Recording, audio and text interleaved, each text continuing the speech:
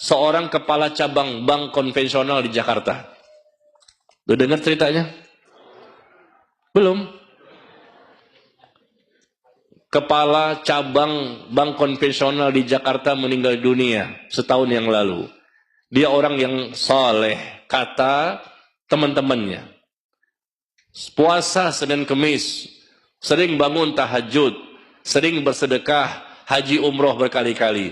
Dia kepala cabang bank konvensional, saya nggak sebutkan nama banknya ya, di Jakarta. Dia meninggal setahun yang lalu. Dikuburkan, kemudian ternyata liang lahatnya salah. Liang lahatnya ternyata ini adalah tempat orang lain. Sudah di booking, salah tempat. Sudah ditanam, ditimbun, datanglah orang lain mengatakan bahwa ini tempat kami. Maka kami nggak terima, tolong pindahkan mayit ke tempat yang lain.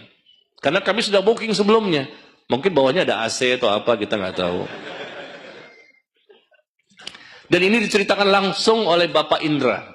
Bapak Indra ini seorang ikhwan yang ketemu saya kemarin di Masjid Al-Azhar, sisi Kemang Raja, Kebayoran. Dia mengatakan, saya bersumpah atas nama Allah, saya menyaksikan langsung Pak Ustadz. Saya membahas tema buku ini juga di sana. Selesai kajian, dia mendatangi saya. Dia mengatakan, kami menyaksikan, dan ini sebetulnya cerita yang saya pending, saya tahan, dan saya memang dulunya mantan kerja di situ juga. Tapi saya sudah keluar dari bank. Dan kita punya komunitas anti riba. Ex-bankir. Tahu ex-bankir? Jadi mantan anggota, mantan pegawai-pegawai bank yang mereka punya kumpulan pengajian. Dan saya juga ngisi kajian di situ. Mereka semua mantan pegawai bank. Dan mereka cerita bahwa pimpinannya ini, kepala cabangnya meninggal dunia. Lalu kami yang sudah tidak bekerja di situ, ya kami mendatangi, ya kami bertakziah, ya, dan dikuburkan, kami pun mendatangi kuburannya.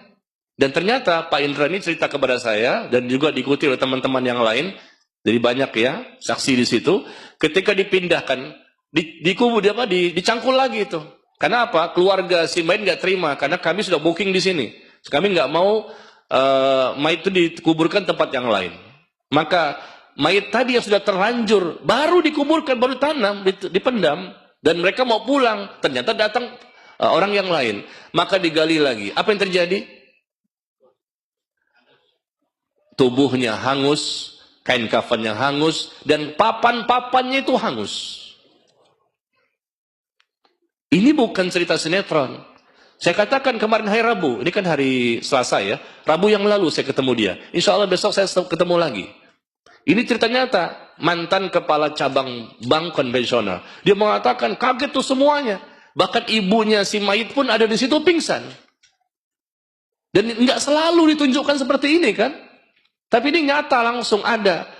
Tubuhnya hangus, si jasad mayit tersebut, kain kafannya juga hangus, dan papan-papannya itu loh, hangus. Kata Pak Indra, saya menyaksikan langsung, selama ini saya pendam, saya takut gibah. Saya katakan jangan takut, jangan sebutkan namanya saja.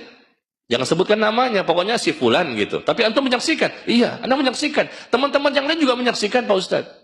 Itu hangus, kain kafannya, tubuhnya, dan papan-papannya. Siapa dia? Mantan kepala cabang bank konvensional.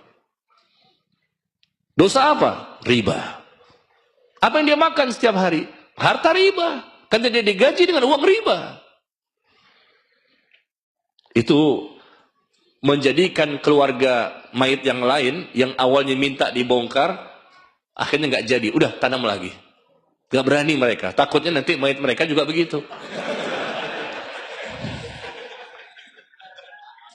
Mereka takut. Akhirnya dikuburkan, dan akhirnya mereka mau, nggak apa-apa lah, agak jauh-jauh nggak apa-apa dah. Pokoknya di sana mungkin selamat kali, nggak ada begini.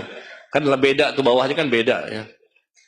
Iya, tapi ini kejadian nyata ya. Maka hati-hati kita, jangan sampai makan harta riba. Ini disebutkan di sini ya, di halaman 104 tadi.